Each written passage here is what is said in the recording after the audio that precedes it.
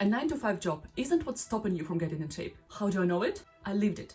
I trained for years with very little progress, and I only started seeing real results after I got my full-time job. And this is all because I stopped believing these few things that were quietly holding me back. I want you to get into your best shape, so let's talk about those. The first misconception is probably the most common, and it's where most people quietly give up. Fitness should feel easy if you're doing it right. A lot of people believe that if fitness feels uncomfortable, restrictive, or requires giving something up, then something must be wrong. If I have to say no to things, it's not sustainable, right? It feels kind of hard. Maybe it's not for me. But here's the reality. Discomfort doesn't mean damage. The key here is to avoid unreasonable restrictions, the ones that make your life worse for no reason. But some restrictions don't take freedom away. They actually create it. The reality is that most people start going to the gym are not huge fans of that in the beginning. They don't feel confident. They don't feel strong. And it definitely doesn't feel easy in the beginning. Confidence usually comes after competence and not before. If you never say no to anything, fitness becomes a thing that always loses. This was the big shift for me. It sounds too boring, but I also realized that I just can't skip specific steps and expect progress, which brings me to something important: clarifying goals. Most people go to the gym for one of three main reasons. Reason 1, to move and have fun. Reason 2, to get stronger than Shrek or more athletic. And reason 3 is aesthetics, losing fat, building muscle, and basically get into their best shape. Of course, these goals don't exist in vacuum. They can overlap, and ideally they do, but they're still not the same. If your main goal is movement and fun, great, no problem. But if your goal is either strength or aesthetics, you can't just ignore what it takes. You can't just get stronger than Shrek if you skip strength training and undereat. And if you want to get aesthetics results, you can't just ignore nutrition, whether it's watching calories or being intentional with the contents of the food that you eat. It all starts with these small actions and actually understanding your goal. This was uncomfortable for me to admit, because I was wandering around the gym for years, doing things that felt productive, but didn't move me towards the results I actually wanted. Now, this all sounds logical, but this is where people usually stop listening. You may be like, yeah, I know I have to have the goal and work towards it, but how in the world can I do that if I just don't have the energy after my full-time job? This one is especially common with 9 to 5 workers. This problem really started for me when I got a full-time job. After a long day at work, when the gym session was planned, my thoughts were always like, to go or not to go? And most of the days, honestly, I just wanted to hop on the bus and go straight home. You wouldn't believe how many people have this inner battle with themselves all the time. Do you also know that feeling? But hold on to it for a second. I also noticed something important.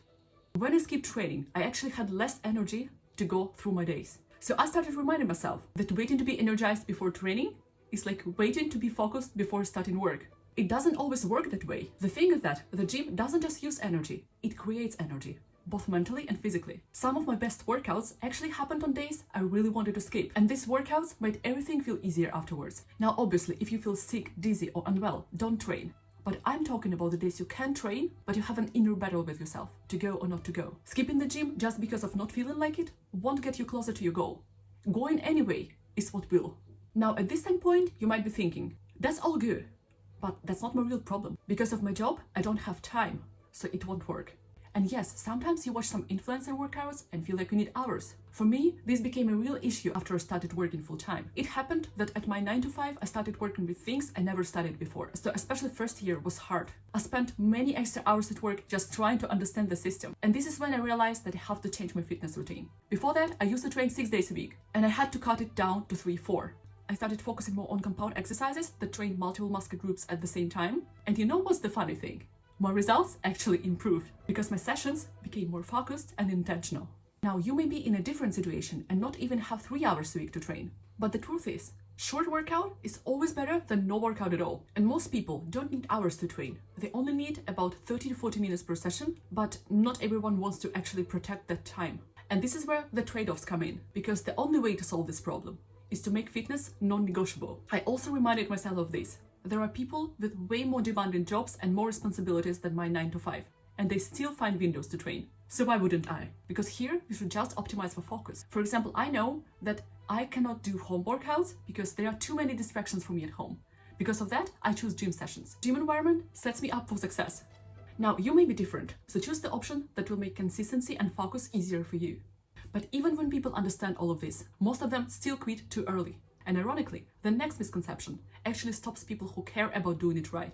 You may be thinking, I need a perfect plan and a fitness coach before I start. I'm just afraid to do something wrong. A lot of people think that they need the perfect workout, the perfect nutrition plan, and the perfect timing. Now, if you're a perfectionist, you have to understand one thing. Most people aren't failing because they're doing the wrong thing. They're failing because they fail to stick with the thing for long enough. Here, clarity and repetition matter more than perfection. Having a fitness coach would be very helpful, especially in the beginning, but it's not necessary. And let's be honest, not everyone has the budget or the time to commit to regular coaching sessions. If you're starting by yourself, record exercises, look them up, try variations, use machines or simple progressions if something feels too technical. The huge game changer for me was that I started doing a lot of exercise recording, like a lot, because it was really hard for me to see my technique unless I was recording it. If it feels embarrassing, go to the gym in less busy times, and you don't have to do it all the time. I know you don't have time for that, but just occasionally. Just go to the gym at 11 p.m. and record your technique. Trust me, this will really set your progress to the next level. Now the last one is subtle, but probably the most damaging. If it didn't work before, it won't work for me.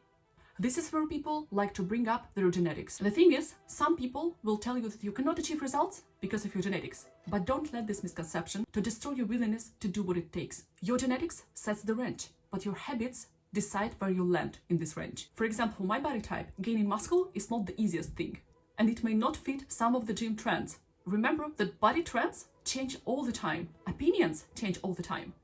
Chasing trends is simply exhausting, because in the end, the only opinion that matters is yours. The goal isn't to look like someone else. It's about making the best out of what you have, and that alone can increase your confidence and take your everyday life to a completely different level. And if you want actionable steps on how to start working out as a busy beginner, you can check out my next video.